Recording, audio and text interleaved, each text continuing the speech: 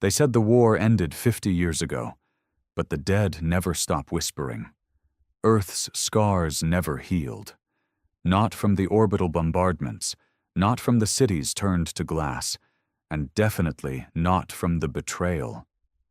50 years, and yet the memory burns hotter than the plasma rounds that scorched the Atlantic Rim. Back then, humanity begged for peace. We sent diplomats, we signed treaties, we offered technology, trade, even soldiers. All we asked was one thing: respect our space. Stay out of Sol. No alien fleets near Mars. No patrols skimming Neptune. No cloaked probes sniffing around Earth's magnetosphere. It wasn't just politics. It was sacred. After what they'd done, it had to be. But aliens never listen until it costs them something. And last week, someone crossed that line. Commander Ronan woke up at 0400 like he always did. Alone, in silence, with that old ache in his chest that never quite went away. He used to have a wife, a son. They were on Europa Station when the Varnath attacked. The aliens claimed it was a targeting error, said they were aiming for a weapons cache, not a civilian hub, said they regretted the loss of life. Ronan didn't want regret. He wanted blood. The alert came while he was nursing his black coffee, staring at the transmission log that never brought anything but bad news. A Varnath scout ship had entered Jupiter's gravity well. Light stealth class. Small crew. Probably just another test of boundaries. A diplomatic stunt, maybe. But this time, Earth didn't send a warning. There would be no press conference. No debates in the Galactic Council. This time, Ronan activated Protocol 0. It was simple, brutal, final. Any non-human vessel that crossed into Sol would be destroyed immediately. No exceptions, no survivors. The order had been written in fire and grief after the First Contact War. Now it was more than policy. It was vengeance enshrined in doctrine. As the fleet prepped for intercept, Ronan stood on the bridge of the Indomitable, a beast of a ship born in the ashes of Earth's devastation. Its hull bore the names of every colony lost, every city bombed, every child who never grew up. Ronan had memorized them. Sometimes, when he couldn't sleep, he'd whisper those names into the dark. "Target locked," the weapons officer said, voice calm. "Engage," Ronan replied, like he was ordering a cup of water. The Varnath vessel never saw it coming. A single torpedo, shaped like a dagger and loaded with neutron shrapnel, ripped it apart in an instant. No distress signal, no escape pods, just silence and debris, floating towards the moons of Saturn. Later, someone from the Council would send an inquiry. They'd use words like overreaction and diplomatic fallout. But Earth didn't answer to the Council anymore. Not since they turned their backs during the siege. Not since they sold out humanity for political stability. The message was simple.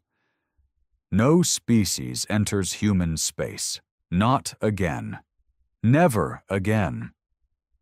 The galaxy had forgotten why Earth was called a death world. They forgot that while others built their civilizations on peace and profit, humans were forged in war. We evolved fighting, bleeding, enduring, and when pushed to the edge, we didn't just survive, we retaliated. That's why the scout ship was more than an incident. It was a warning to every other race watching from the edge of the system. Step 1 foot closer and remember the price. Ronan didn't celebrate. He just stood there, eyes on the stars, waiting for the next fool to test humanity's resolve. Because war wasn't coming. It had already begun. The galaxy didn't stay quiet after the Varnath ship vanished. Within 24 hours, there were whispers in the darker corners of comm networks, in the encrypted message boards used by smugglers, ex-military, and intelligence ghosts. The kind of places where truths were half lies and lies were dressed in cold facts. The buzz was simple, chilling, and spreading fast. Humanity has begun purging again. Ronan stood in the command center of the Indomitable, staring at the cascade of alerts flowing across the holographic map of the Sol system. Every ship, every orbital platform, every mining colony, on high alert. As expected. What wasn't expected was what came next. He got a private ping, not from Earth Command, not from the Council, from her. Vera. Once, long ago, she'd worn the same black and silver uniform. She was the only person who ever matched Ronan's ruthlessness without flinching. They trained together, bled together, almost loved each other, until she defected to the diplomatic corps. She believed in peace. But peace had killed his son. He took the call out of curiosity, not sentiment. Her face appeared on the holo screen, older, a bit more worn, but her eyes still burned with that sharp fire he remembered. Calculating. Controlled. Dangerous. "You didn't even try to contact the Council," she said, skipping any greeting. Ronan leaned back in the war chair, his voice gravel. "Protocol 0, you know the law." "They were just scouting," she hissed. "There's evidence they were unarmed. And they shouldn't have been in our system." She closed her eyes for half a second, composing herself. "You've triggered an emergency session of the Galactic Tribunal. The Varnath want reparations. The Ulari are siding with them. The Dravari are mobilizing fleets." "Good," Ronan said flatly. She paused. "You want war?" I want the galaxy to remember why they're supposed to fear us." Silence. "You're playing with genocide," she warned. Ronan's jaw clenched. "My son was 8. They didn't warn us. They didn't check for children. They bombed the station because they thought a storage bay had missiles. It had toys. I picked his backpack out of the wreckage." "I know," she said softly. "I was there, I saw—" "Then you know why this conversation's over." He cut the feed. The screen went dark, and the hum of the Indomitable's reactor filled the room like a distant growl. The ship wasn't just a weapon, it was a symbol. Humanity's rage given metal and fire. Elsewhere in the system, the response was unfolding like clockwork. Ronan had made sure of that. Planetary defense platforms came online. Lunar rail cannons locked in orbital firing patterns. Stealth drones were deployed past Pluto, watching, waiting. Earth had built these defenses in secret after the Council abandoned them during the siege. Back then, humanity realized a truth that stuck like a splinter in the soul. No one would ever protect them except themselves. And they prepared accordingly. At the Mars Forward Operations Base, Commander Brigg, Ronan's old squad mate, was leading the next phase of retaliation. A Varnath-controlled relay station on the edge of Proxima Centauri. Legal gray zone. No military presence, but strategic. The mission was unofficial, denied by every Earth politician who still played nice with the Council. But Ronan had approved it, and that's all that mattered. Brigg's assault shuttle coasted in under the cover of a solar flare, invisible to sensors. 6 elite soldiers. No insignia. No communications. No prisoners. In and out in 13 minutes. The relay exploded in a sphere of white-hot plasma. Communications in that sector went dark. The Varnath screamed sabotage. Earth said nothing. The message was spreading like wildfire. No one crosses the line, not even with their shadows. Ronan knew what was coming. They'd try diplomacy. They'd try guilt. They'd send more diplomats like Vera, waving flags and peace offers, claiming to understand Earth's pain. But Earth didn't need understanding. They needed compliance. He walked the corridors of the Indomitable, boots echoing against steel. Men and women saluted him, not out of protocol, but reverence. To them, Ronan wasn't just a commander. He was the embodiment of everything humanity had suffered and everything they were willing to become. In the hangar, they were prepping the new weapon. Project Cerberus. 3 AI-guided drones, the size of gunships, each with the intelligence of 1,000 tacticians and no ethical boundaries, designed to act without hesitation, built to seek and destroy without remorse. Ronan had personally approved the override codes.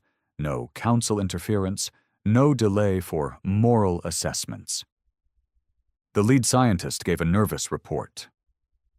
"Sir, once we deploy them, we can't take it back. The targeting algorithms, they'll escalate." Ronan stared at the glowing core of the first Cerberus unit. "That's the point." They launched within the hour. Targets, known black market alien installations in unregulated zones, places that trafficked in human tech, human DNA, human suffering, places that had gotten fat selling Earth's pain during the siege. The Cerberus units hit with the precision of a scalpel and the fury of a god. No survivors, no trace, just ashes and rumors. The galaxy howled. But Ronan wasn't finished. He scheduled a system-wide broadcast, only accessible to members of the Galactic Tribunal. Not public, not performative. A message meant for the powerful, the arrogant, and the old empires that thought Earth was still broken. He stood before the camera, plain uniform, no medals. "This is Commander Ronan of Earth Defense Command," he began. His voice didn't rise. It didn't need to. 50 years ago, you watched while our cities burned. You called for restraint while our children died. You negotiated peace while we buried our dead. He leaned forward. You thought Earth forgot. We didn't. The feed cut. For some, that would be enough. For the weak, the fearful, the rational. But not all species respected fear. Some needed to bleed. Word reached him 3 days later. A Varnath fleet, 5 destroyers and a carrier, en route to the outer Sol boundary. Training exercise, they claimed. Routine patrol. Ronan's blood went cold. He'd warned them. He'd shown them. Now they'd stepped into the line. The Indomitable spun toward the stars like a predator coming off the leash. "Set course," he ordered. "Full burn. I want eyes on them before they see us." The crew moved with deadly calm. No panic, no confusion. They had trained for this since birth. As the stars bent around them in the warp tunnel, Ronan went to his quarters. He opened a small box from his locker. Inside was a child's drawing. Crude stick figures. A red sun. A man with a big arm gun. "Dad saves us," scribbled underneath in shaky handwriting. He held it for a moment, then tucked it into his vest. No prayers, no speeches, just purpose. The galaxy had forgotten what Earth was. They called humans savage, unpredictable, emotional. They were right. And they were about to be reminded. The Indomitable broke warp on the outer edge of the Kuiper Belt, just outside the formal boundary of human space, cloaked in the distorted silence that followed every jump. The Varnath fleet was already there. 5 destroyers and a carrier, lined in a spread formation, weapons hot, running low-profile scans like they weren't waiting to provoke a response. But Ronan knew better. You don't bring that much firepower to the edge of Sol unless you want to send a message. The only problem was, Earth's message was already on its way. "Status?" he asked, stepping onto the bridge, every word cold and controlled. "Varnath ships are holding position. Shields up, weapon systems nominal. No hails, no movement," said Lieutenant Kova from the tactical station. "They know we're watching." Ronan nodded. "Good. Let them stew." He paced to the center of the bridge, hands behind his back. Out here, in the deep black, there was no room for hesitation. politics were a luxury afforded to species that didn't bleed their children on burning soil. He keyed into the command console. Activate Ghost Fleet protocols. Bring Phantoms 1 through 4 online. A murmur swept through the crew. Ghost Fleet, a myth to most of the galaxy. Ships without transponders, crews made of exiled soldiers, mercenaries, or dead men with new names, built in secret shipyards hidden beneath the crust of Pluto and Triton. They weren't official. They weren't clean. But they were Earth's shadow army, and they owed Ronan everything. Within minutes, 4 heavy cruisers shimmered into existence from stealth mode just a few thousand kilometers behind the Indomitable. No warnings, no announcements, just a cold fact. Humanity wasn't alone. Transmit wideband, Ronan said. Let's make this clear. The comms officer nodded.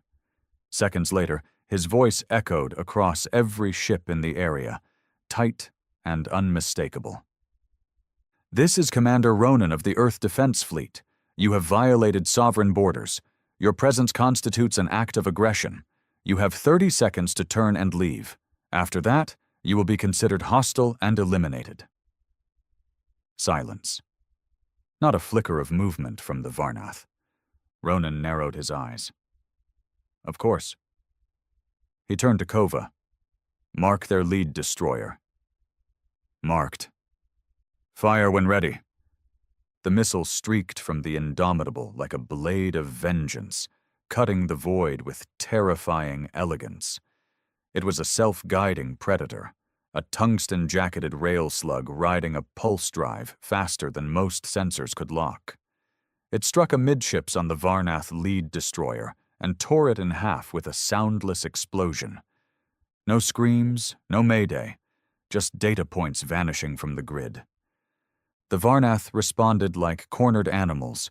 Shields went to full, turrets locked, and energy readings flared across every ship in their line. But they were a second too late. The Ghost Fleet was already moving. 4 cruisers fired in synchronized bursts, their rail cannons hammering with surgical violence. Another Varnath destroyer lost its engines and began spinning helplessly. A third had its shield generators ripped open by precision lasers. Still no retreat. Still no calls. Ronan's jaw tightened. They came here planning to die, he muttered. Orders, sir? Kova asked. Finish it! The battle lasted 6 minutes. 6 minutes of focused, one-sided destruction. Human ships moved with grim efficiency, exploiting weaknesses in alien formations Earth had studied for half a century. No quarter was given. No surrender was accepted. When it was over, the Varnath fleet was gone. Debris floated through the void, bits of alloy and frozen atmosphere dancing like metallic snow. Ronan didn't celebrate. He didn't even blink. Cleanup crews inbound, someone reported. No life signs detected. Ronan nodded. Broadcast silent footage to the Galactic Tribunal. No commentary. Let them see the truth with their own eyes. Let them interpret it however they liked. They needed to fear Earth again. Back on Earth, the response was immediate. EarthGov tried to distance themselves from the strike. Diplomats issued hollow statements. The Council cried, "War crime," before they even finished their morning circuits. But Earth's people weren't outraged. They were proud. The footage of Ronan standing on the bridge as alien ships burned became a viral icon. A symbol. The face of a man who'd had enough. A man who said what no one else dared. Never again. And for the first time in decades, the people of Earth felt like someone was fighting for them. Not negotiating. Not apologizing. Fighting. In the outer colonies, support surged. Recruitment stations overflowed. Veterans of the siege came out of hiding. Even former rebels from the lunar uprising pledged loyalty to Ronan. The message was clear. Earth was done kneeling. But victory brought enemies. 3 days later, an assassination attempt came. A drone posing as a maintenance unit got past Indomitable's outer sensors. It detonated outside Ronan's quarters. Shrapnel tore into the hallway, killing 2 guards. Ronan survived. He was in the war room, planning the next move. When the smoke cleared, he gave one order: find who did this. Burn everything they've ever touched.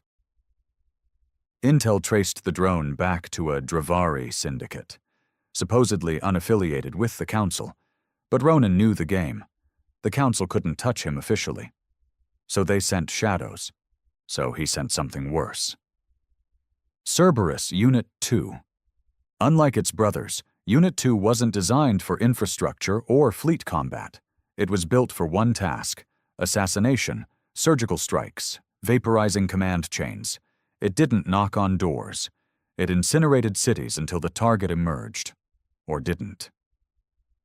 Ronan gave it coordinates, then went silent. 3 days later, the Dravari Syndicate base on the dark side of Epsilon Prime no longer existed. Sensors picked up no readings. Orbiting satellites malfunctioned. Civilian networks went offline. Earth denied involvement. The Council screamed again, and the galaxy began to fracture. Neutral races started pulling back their embassies from Earth. Trade stations halted their cargo runs. Rumors spread that Ronan had seized power, that EarthGov was just a puppet, that a warlord now held Sol. And no one was sure if it was true, because EarthGov never denied it. They couldn't. Ronan's support was too strong. His enemies were too afraid. And worst of all, the galaxy remembered just how terrifying humanity could be when they stopped asking for permission. The days after the Epsilon Prime strike changed everything. Not because of the damage. The Cerberus drone had done its job with mechanical perfection, but because of what came next. A mass broadcast swept through the galaxy. Not from Earth, from them. The Ulari. They were old, ancient even. Scholars of diplomacy, merchants of knowledge, self-declared guardians of peace. They had kept out of the Varnath-human conflict for decades, pretending to hover above the bloodshed, too enlightened to intervene. But now, with Cerberus drones scarring their trading routes and Varnath allies being dismantled in open space, they spoke. Their message was aired across thousands of systems, translated in hundreds of languages, and dripped with self-righteous fury. Earth has abandoned the principles of interstellar civilization. They've become a rogue actor, unbound by treaties, unaccountable to peace. If they will not return to the table will turn against them. Ronan watched the broadcast alone in his war chamber, arms crossed, jaw tight. The video showed blurry footage of Cerberus drone strikes, children screaming, fires consuming half-built habitats, Ulari diplomats painting Earth as a species of madmen. Then came the kicker, the part Ronan had expected but hoped would take longer. The Ulari weren't just condemning Earth. They were building a coalition. They called it the Unified Accord, a new military pact, a gathering of powers meant to contain the human threat. The Varnath, the Dravari, even the Tethari, bastards who once harvested Earth's wounded for biotech research, now stood arm in arm with their enemies. 100 worlds signed the accord in 3 days. And just like that, Earth was back where it started. Alone. Ronan didn't flinch. He turned the broadcast off mid-sentence. He already knew what had to happen next. He summoned his senior staff to the war room, a circular chamber deep within the Indomitable, walls lined with holographic maps and rotating data feeds. The room smelled of steel, ozone, and scorched memory. Commander Brigg was first to enter, his face grim and armor still stained from the Proxima relay op. Kova followed, silent, flanked by 2 tactical aides. Then came Captain Darren, head of orbital defense, one of the last veterans of the siege of New Rio. Ronan stood at the center table. No pleasantries, no wasted breath. "They've formed a coalition," he said. "They want to contain us." Brigg grunted. "They've been trying to contain us since the orbital fires went cold. This time they're just being louder about it." "They've got numbers," Kova added, her voice clipped. "We're talking 50 confirmed fleets between them. 30 more in reserve. That's not counting the mercenary bands they'll buy along the way." Ronan nodded. "And that's why we don't wait for them to come." The room fell quiet.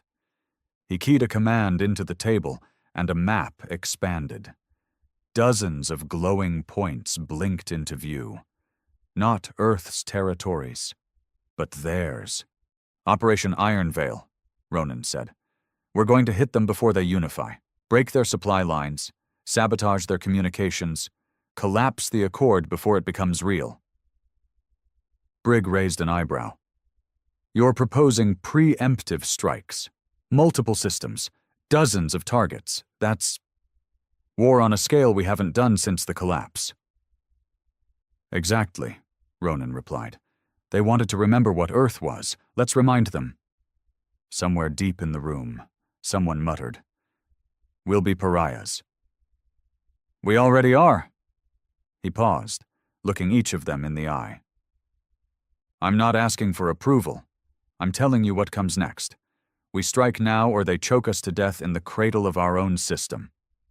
No one argued. They knew what was at stake. In the hours that followed, Earth's military networks buzzed like a hornet's nest. Hidden fleets began mobilizing. Supply depots on Titan, Europa, and Ganymede came to life. Cold-forged war machines once kept in hibernation were awakened. Even the Cerberus units, already feared across half the galaxy, were being fitted with new protocols. Smarter, deadlier, less restrained. But not everyone was on board. 2 high-ranking EarthGov officials sent encrypted messages to Ronan. Cautious objections, concerns about humanity's soul, about our legacy in the stars. He responded with a single line. "Legacy is written by the survivors." Behind the scenes, the galaxy began bracing for impact.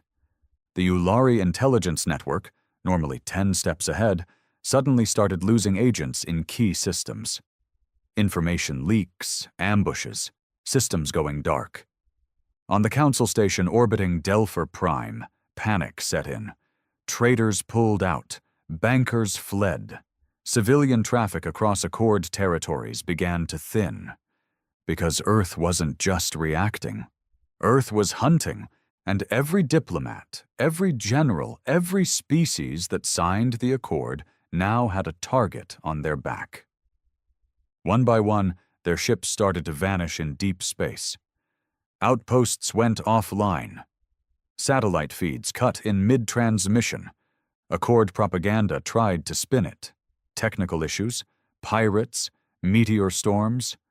But everyone knew the truth. Ronan had let Cerberus off the leash. Meanwhile, aboard the Indomitable, Ronan began something even more dangerous. He authorized Project Revenant. It wasn't a fleet, it wasn't a weapon, it was a man. Colonel Dax Varen, once Earth's most lethal field operative. Presumed dead after a mission into Ulari space 5 years ago. But Ronan had found him, extracted him from a black site, rebuilt him. Dax was Earth's ghost, the nightmare they'd buried because even war had rules. But those rules didn't apply anymore. Ronan met Dax in the cold lower decks of the ship, where no cameras reached. Dax didn't salute. He just stood there, eyes empty, body half mechanical from the surgeries it took to keep him alive. "You called me back," Dax said. "You know what's happening," Ronan replied. Dax smiled without warmth. "You want me to scare the monsters that scare you." Ronan nodded. "I want the Accord leaders exposed. Names, habits, weaknesses. We don't negotiate with them. We dismantle them." Dax turned, walking into the dark corridor. Then you'll have them. Ronan watched him vanish, feeling the gravity of what he'd just unleashed. Not just the man. The idea that Earth would never again play by the galaxy's rules. The next weeks unfolded like a bad dream for the Accord. The Ulari lost 3 data relays in under an hour, all critical to interstellar trade. The Varnath homeworld was hit with a cyber attack that shut down their orbital grid. A Dravari noble, one of the Accord's founding voices, was found dead in her private cruiser. No evidence, no witnesses, just a single Earth coin placed on her chest. Inside council chambers, fear took root. They had thought humanity would fold under political pressure. They hadn't realized Earth had been sharpening its blades in the dark. Back on the Indomitable, Ronan stood before a new star map. Dozens of Accord systems, glowing red, marked, isolated. But at the center of the galaxy, one target remained untouched.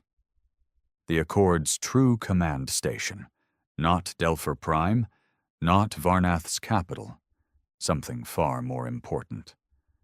The Black Sun Citadel, a relic station from the First Galactic Wars, now used as the Accord's central vault, a fortress of knowledge, war archives, and high-ranking diplomats. Ronan tapped the display. That's next. The Black Sun Citadel was never meant to be touched. Constructed during the First Galactic War, it was built inside the molten core of a hollowed-out moon orbiting a dead star. No natural light, no navigational beacons.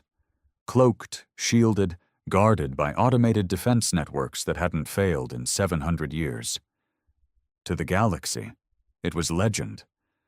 To the Accord, it was the vault of secrets, housing political leverage, classified technology, and the bloodied archives of every war the Council had ever buried. To Ronan, it was the crown. And crowns were meant to fall. He stood in the dim light of the Indomitable's war room, studying the Citadel's schematics, partial scans retrieved from rogue traders, hacked Ulari archives, and fragments stitched together by AI scraping the deep net. It wasn't enough, but it didn't have to be. He wasn't planning a siege. He was planning an infiltration. 3 entry points, Kova said, pointing at flickering schematics. Only one of them has a path to the main archive cluster. Which one's least defended? Ronan asked. None, she said. They're equally suicidal. He nodded. We'll take the middle. She blinked. Why? Because it's the one they think we'll never risk. Brigg folded his arms. You really think we can get in and out? That place eats fleets. Ronan's eyes didn't leave the map. We're not bringing a fleet. A beat of silence passed through the room. What then? Brigg asked. Ronan tapped a command on the console. The room dimmed, and a holographic image came into focus. 6 black ships shaped like hunting daggers, with hulls lined with sensor-null paint and drives silent enough to slip past most detection nets. Project Thorn, he said. Experimental infiltration vessels, no transponders, no crew above 6 per ship, designed for one mission, to get in where warships can't. Brigg exhaled. We're raiding a fortress with prototypes? We're raiding with ghosts, Ronan replied. And he wasn't going alone. He hand-picked the team. No diplomats, no strategists. Only killers, tacticians, and survivors. Men like Commander Hale, who once led a resistance cell under the Varnath occupation of Europa. A man who gutted 3 soldiers with a mining drill just to protect a radio tower. Or Lieutenant Wren, exiled for detonating a supply depot with her own troops inside because they broke under torture and started talking. People who understood that peace was a luxury and survival meant scars. They launched under cover of a magnetar pulse, one of nature's perfect distractions. 6 Thorn-class ships, running silent, slipping between sensor shadows, threading the eye of a cosmic storm. As Ronan sat in the tight cockpit of the lead ship, Echo Black, he watched the Citadel emerge like a wound in space. Black stone. No lights, no movement, but even from kilometers away, you could feel it breathing. Waiting. They breached through the lava vents. Each one opened once every 6 minutes to release heat pressure. Just 2 seconds of vulnerability. Enough. Barely. Echo Black slid through molten tunnels that boiled lesser metals. The hull groaned. The crew didn't. Then silence. Inside. The interior of the Citadel was wrong. Too quiet. Too clean. Thousands of years old, yet spotless. Ronan moved with his team through marble-black corridors lit by dim blue strips. Their weapons were silenced, their boots magnetized, their minds honed. They weren't here to fight. They were here to expose. Inside the archive vault, data cores stretched like roots, miles of neural lattice holding generations of intelligence. Ronan's target wasn't military data. It was truth. The treaties, the real ones, the ones forged in backroom deals, the Varnath targeting protocols, the Ularis deals with human separatists, the Dravari slave trade Earth was blamed for but never owned. He inserted a pulse extractor into the core.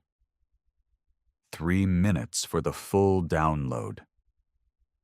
And that's when the lights changed. Red. The Citadel spoke, not in a voice, but a tone, a resonance that made teeth ache. "You are not welcome," it said in 50 alien dialects at once. Dax Varen's voice came through Ronan's earpiece. "Automated defenses activating. I've triggered a distraction upstairs, but you've got maybe 90 seconds before those drones eat you alive." Ronan didn't answer. He just turned to his squad. "We hold." Turrets dropped from the walls. Mechanical tendrils unfolded from the ceiling. Lasers began pulsing in synchronized arcs. And Ronan's team responded with violence born of desperation. They fought not to win, but to buy time. Hale took a blast to the leg and still laid mines at the exits. Wren used a flamethrower on a ceiling node until it burst in a screech of sparks. Ronan stood in the center, extractor in hand, counting down the seconds. 3, 2, 1. Download complete. "Now," he ordered. They ran. 2 didn't make it. Wren covered the rear and never emerged. The others sprinted back through the molten vent as it opened for exactly 4 seconds. Just enough. Barely. Echo Black rocketed out with fire licking its tail, followed by plasma blasts that missed by fractions. The ship leapt to FTL, leaving the Citadel behind, damaged, but standing. They hadn't destroyed it. They didn't have to. They had something far worse. Proof. Back on the Indomitable, Ronan stood before his officers and loaded the files onto the master screen. The room filled with holograms of signatures, classified orders, surveillance footage, all pointing to one ugly truth. The Accord hadn't just abandoned Earth during the siege. They orchestrated it. To reduce Earth's influence, to strip humanity of its growing military dominance, to break a rising power before it could challenge their monopoly. The siege wasn't a tragedy. It was an execution. The room fell into a long, stunned silence. Ronan's voice cut through it like steel. "We release this to every system, every species, every civilian feed." Brigg hesitated. This will break the galaxy." "Then let it break." And so Earth did the unthinkable. They didn't bomb a capital. They didn't assassinate a leader. They told the truth. Every world saw it, every ship, every citizen who thought Earth was the monster. They saw who really was. Riots erupted across Accord worlds. Varnath soldiers defected. Ulari stations burned from the inside as their own people turned on them. The Accord began to unravel faster than it had ever formed. And still, Ronan wasn't finished, because the next move was already in play. He looked at the next file. A deep space laboratory Ulari technology. Human children in stasis. Gene manipulation experiments signed off by high-ranking officials. His hand trembled. And then he stilled. "Prepare Cerberus 3, he said. "We end this, no matter the cost." The image haunted him. 6 children, human, maybe 8 or 9 years old, suspended in translucent pods, their eyes closed, breathing shallow, 4 lines threaded into their spines, symbols etched into their skin, alien, angular, glowing faintly. Ronan stared at the footage, jaw locked. No explosions, no body count. Just silence. The kind of silence that only followed deep betrayal. The kind that cut under armor, beneath bone, and into the core of what it meant to be human. The lab had been found on a dead moon orbiting the Drennic system. Off-grid, shielded. But Cerberus drone scouts had traced a Varnath transport pattern that didn't match any known freight route. They followed it like bloodhounds. What they uncovered went beyond war. It was violation. Ulari scientists, Dravari security, Tethari tech, all of them working together in an unauthorized project to enhance human biology using harvested children from post-siege refugee zones. Their notes described Earthlings as genetically volatile, emotionally aggressive, and ideal for combat adaptation. The lab had operated for 6 years. 6 years. Dozens of children, some still alive, most not. It wasn't strategy, it was slaughter, and for Ronan, it broke something inside him that had already been holding on by a thread. He didn't speak during the briefing. Not to Brigg, not to Kova, not even to Dax, who stood at the edge of the room like a silent omen. He just looked at the holographic display, at the rotating image of the lab's coordinates, and said one word: "Burn!" Cerberus Unit 3 was loaded within hours. It was the least advanced of the 3 AI constructs, but it was the most brutal. Designed without adaptive ethics. It didn't warn. It didn't assess. It eradicated. The lab was vaporized in 15 seconds. The children who survived were extracted first, taken aboard Earth's medical ship Solace. Ronan personally oversaw their transfer. Some were comatose, others screamed without sound. One boy clung to a rusted toy soldier and never blinked. He didn't even speak to them. He couldn't. He feared what he might say. Or do. Instead, he returned to the indomitable, where rage no longer boiled. It calcified. He gathered his command again, not in the war room this time, but in the deep archive vault beneath the ship, a chamber few even knew existed. There, carved into the walls, were the names of every city lost in the siege, every station overrun, every civilian listed as unrecovered. And now, to that list, they added the children from the lab. A moment of silence passed. Then Ronan spoke. They thought they were improving us, enhancing us, as if we were broken, as if we needed fixing. Brigg's voice cracked. They see us as weapons. No, Ronan said. They see us as property. He turned, staring into the dim orange glow. And now we make them see us as judgment. Within the next 48 hours, Operation Downfall began. Not precision strikes, not surgical raids, Full-scale annihilation of critical Accord infrastructure. Earth's fleets hit supply depots, FTL relays, intelligence outposts, anything that kept the Accord breathing. Every system they touched turned to cinders. Dax Varen led ground teams that erased defense grids before they even powered up. Cerberus drones launched cyber warfare pulses that disabled entire fleets before the battles began. But amidst the chaos, something else happened. People began to cheer.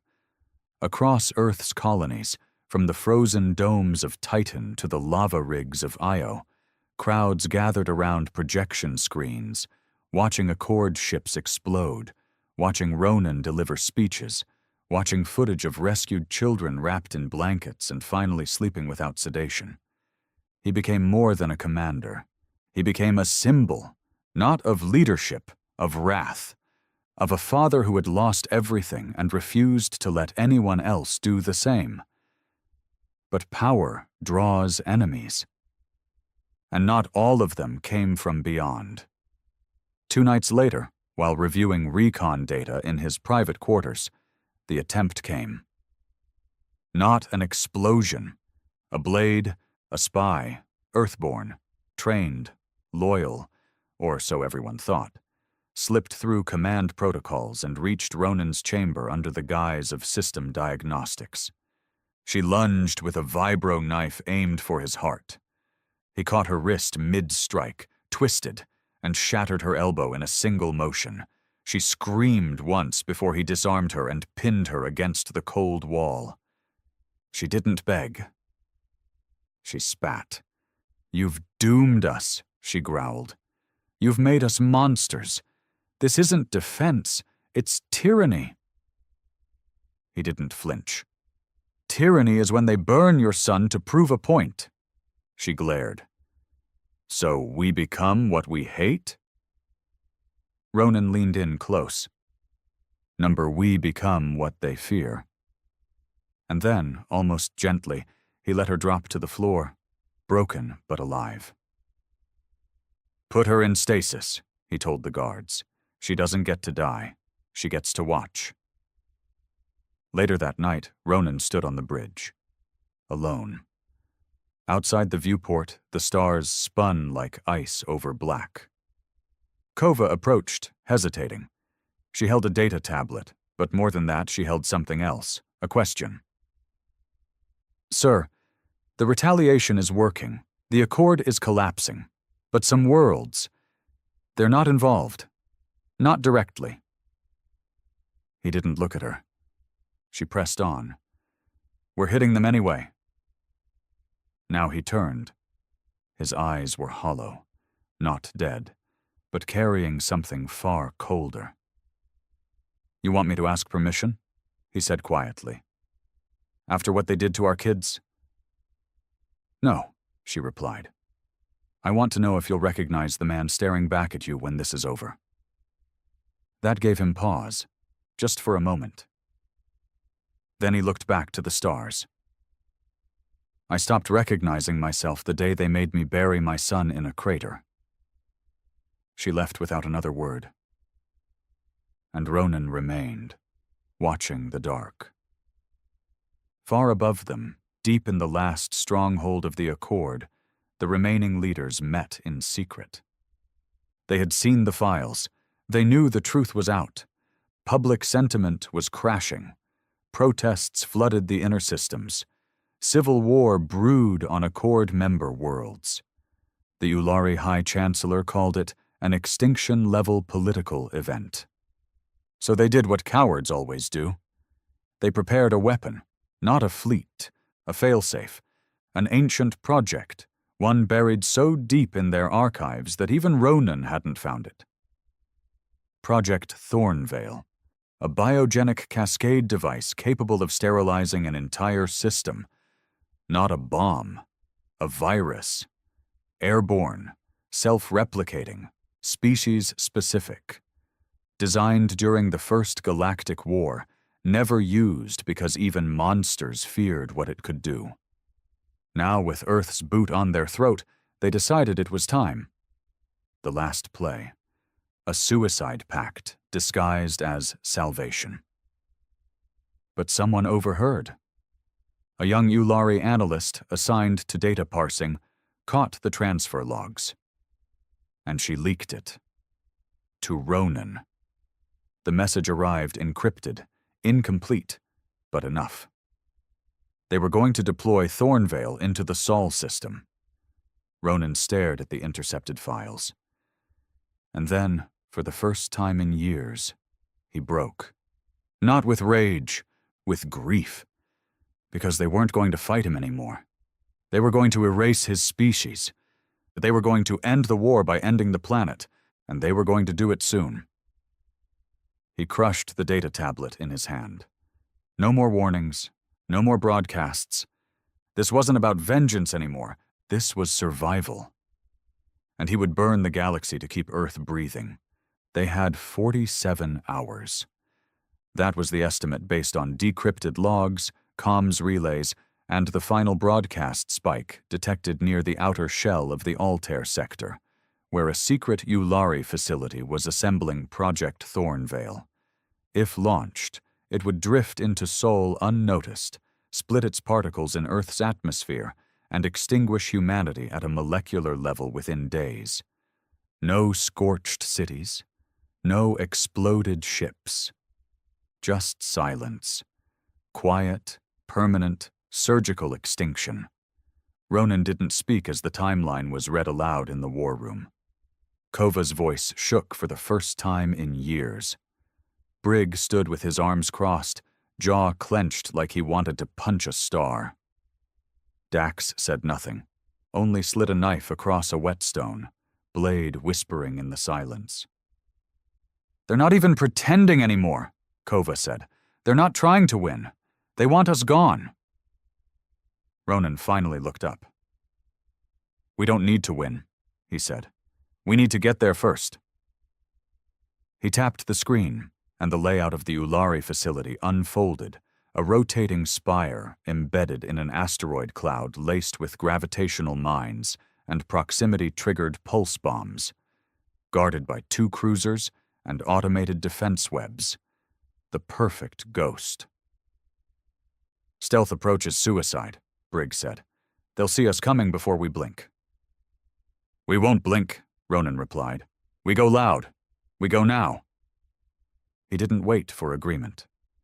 The Indomitable was fueled and launched in 6 hours, accompanied by 4 support ships, 2 Cerberus drones, and a cloakless Pathfinder ship broadcasting a false distress signal to draw away the Ulari cruisers. It worked, for 10 minutes. Then the Ulari realized what was happening, and the battlefield became hell. They came in fast, direct, unforgiving.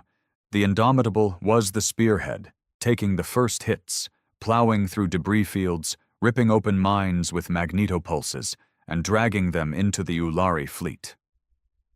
Ronan stood at the command helm as hull breaches flashed red and railgun cannons shook the floor beneath his boots.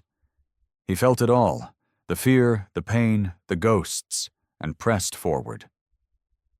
"Target the command node," he ordered. "We disable that spire or Earth dies."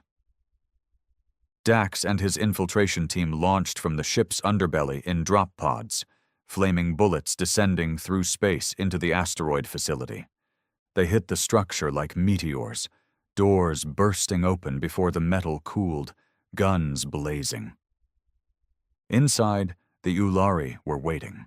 Sterile corridors, bioengineered guards, automated turrets. But Dax moved like death in the dark, carving through them with methodical violence.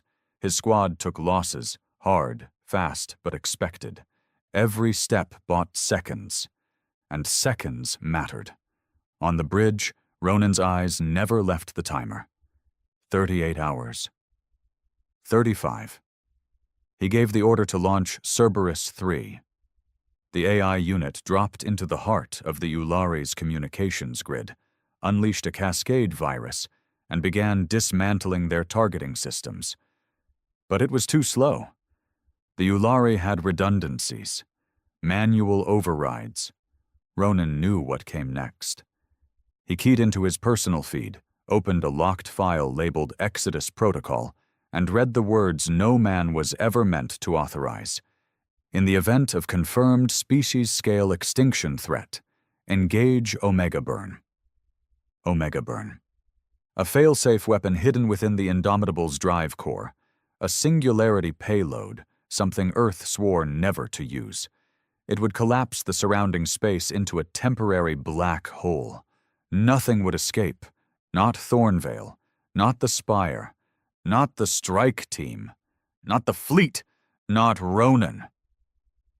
Kova's voice cracked over the comms. "You're not serious."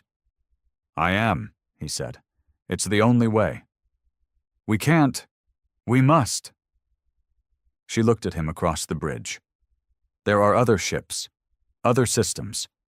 Even if Earth dies, we live." "No," Ronan said. "Earth is home. We don't scatter like cowards. We stand. Or we end." The timer ticked down. 30 hours, 29. The strike team sent a final message. They'd reached the lab. They could see Thornvale, a small cylindrical device resting in a containment field, pulsing softly like a heartbeat. Dax spoke calmly. "We can rig it to detonate right here. Detonate it before launch." Ronan replied, "No. We can't risk activation. You disable it, or I burn it." Dax didn't argue. He simply said, "Understood." But the facility wasn't done fighting. Self-defense protocols kicked in. The core began to overheat. Explosions rocked the spire. Vacuum alarms blared. Ronan could hear his men dying. And still, the timer ticked. 24 hours. Cerberus 3 sent its last signal. Primary target corrupted. Defensive cascade engaged. Infiltration unsustainable. Ronan exhaled. He knew what that meant. The AI was losing control. He turned to Brig. "Evacuate the support fleet, now." "You're staying?" "I'm ending this." Brig didn't argue. He just saluted. Kova walked up to him as alarms screamed across the ship. "This isn't just about vengeance anymore, is it?" "No," he said. "It's about your son." "Yes." "And our future?" He looked at her, then nodded. She touched his arm. "Make it mean something." And left. He stood alone on the bridge as systems overloaded, heat rose, and gravity shivered. He keyed in the Omega Burn sequence. The screen flashed red. Arming Omega Burn, 180 seconds to detonation. Ronan opened a channel to Earth. Not to command, to the people. Across colonies, screens flickered, and his face appeared, sweat-soaked, blood-stained, resolute. "This is Commander Ronan," he said. "I may not make it back." He paused. "They tried to erase us. They called us monsters. And maybe we became what they feared." He looked down. "But we never stopped fighting." He looked back up, eyes burning. "We lived. We endured.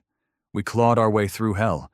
And today, I stand on the edge of that hell again, not to beg, not to plead, but to promise you this."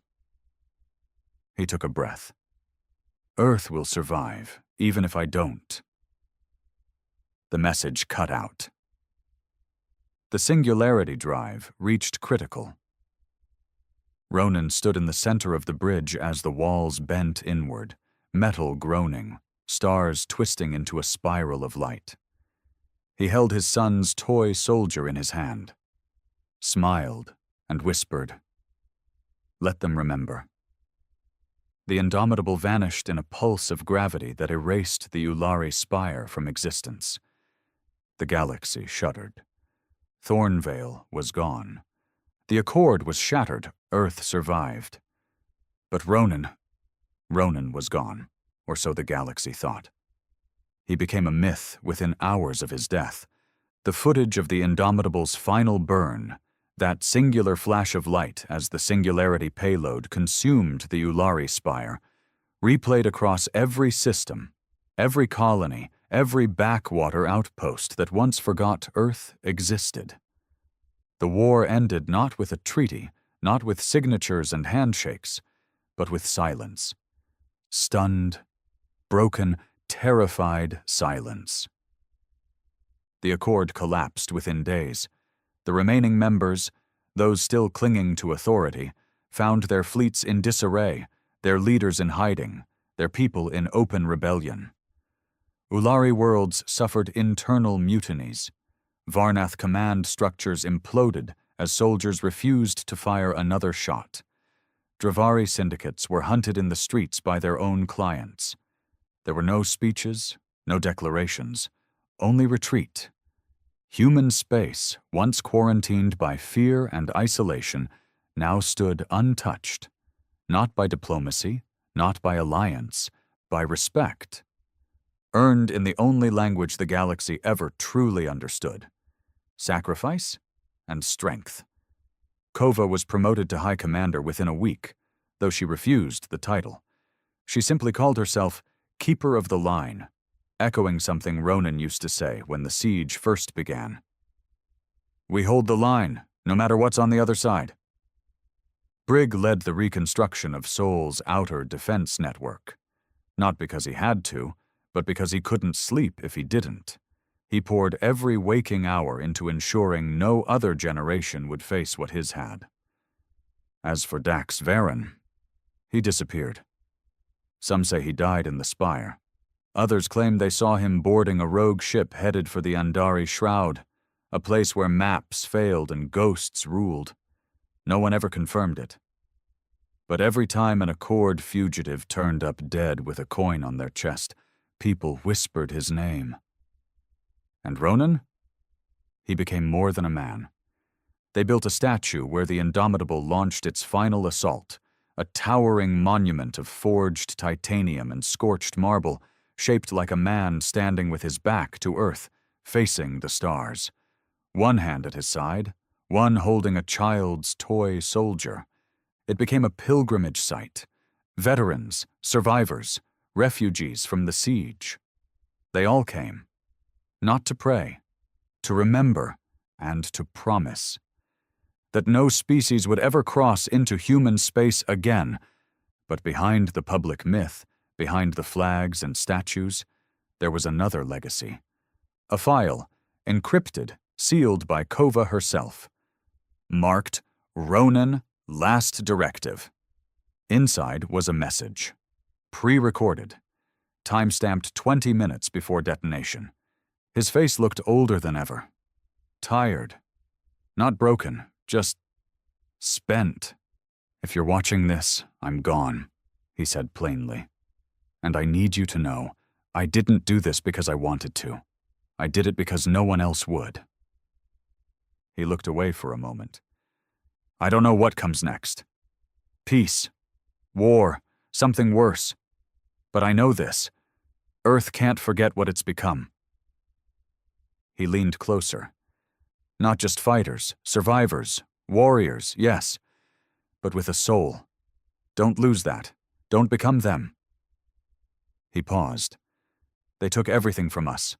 We gave them fire in return. But don't let fire be all we are. Let it be what we needed, not what we become forever." His eyes softened, and for a flicker of a second, the soldier disappeared, and the father returned. "Tell them. I tried." Then the message ended. Kova never released it publicly. She buried it in a secure node deep in Earth's central archive, locked behind her own genetic key. Maybe one day the world would be ready to see it, but not yet. For now, they needed Ronan the symbol, Ronan the wrath, Ronan the wall the galaxy broke itself against. Earth changed after that. It didn't become a conqueror. It didn't build an empire. It became a sentinel. Its borders were laced with detection grids, quantum mines, auto-response fleets. Any vessel breaching those lines received no warning, no negotiation, just a memory. No species enters human space. The phrase etched into orbital stations, taught in every colony school, repeated in every fleet's oath. And yet, inside that border, Earth healed. Slowly. The children rescued from the labs grew up, many under protection, some under silence. Some had scars too deep for medicine to touch. But most lived. One, the boy with the toy soldier, joined the fleet 20 years later. His first act as captain? Laying a wreath at the Ronin statue's base. Earth remembered. But Earth endured. Galactic politics tried to rebuild, of course. Fractured alliances whispered of reunification, new councils, new names. But no matter what banner they flew, they never touched Sol again. Because they all remembered what one human ship did. What one father, broken by grief, forged in loss, driven by vengeance, was willing to become. They remembered that Earth didn't die when they tried to kill it. It got angry, and the galaxy would never forget the cost of crossing the line. In the end, no one knew if Ronin had truly died. No body, no black box, no fragment of his DNA recovered. Some said he became part of the singularity, absorbed into the gravitational wound he unleashed. Others believed he lived somehow, that he escaped in one of the drop pods, that he wandered the edge of the galaxy in exile, watching, waiting.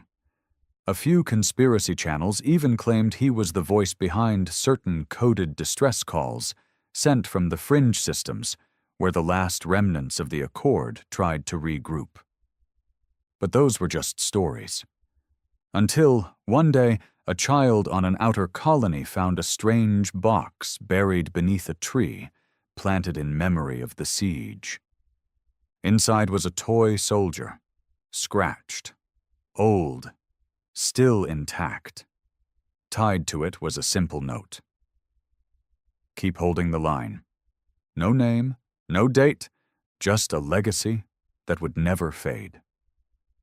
The man who burned the stars to save a planet and made the galaxy remember. The end.